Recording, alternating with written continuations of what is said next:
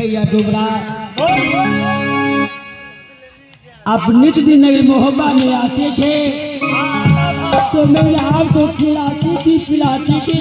अच्छा, लेकिन छोटी छोटी बातों को लेकर मेरी मोहब्बा में मेरी प्राण आज नहीं पहचान सका। झूठे की ठोकर मार कर मेरे मोहब्बत से निकाला कर दिए तो क्या आज आप ही नहीं पहचाने? हमारे महाराज का आदेश है कि जंगल में ले जाना, सुला देना, सीना में छुरा मार देना, निकाल कर लेते जाना।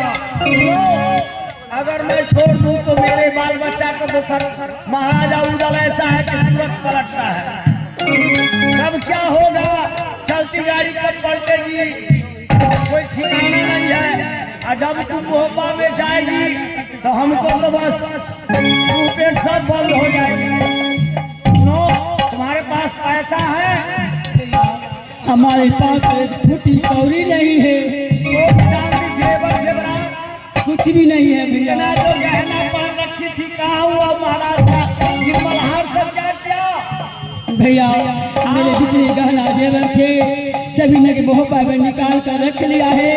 एक फटी हुई बात पहिर कर मैंने नगी मोहब्बत से निकाला कर चुकी हूँ भैया। हमारे पास तो कुछ भी नहीं रहा। मैं तुम्हें आदेश देता हूँ, एक छबैला मिट्टी सिराही, ये कौन सा गांव है? इस चारों पांचों गांव का यहाँ माता बहन बड़े बुजुर्ग चाचा पिता सब है, बड़े बड़े भाई सब है, सबसे भिक्षाटन करो और मुझे पैसा दो दारू पीने के लिए। उसके बाद मैं तुम्हें जान का बरी करूंगा या नहीं तो पूरा मारूंगा। भिक्षाटन करो।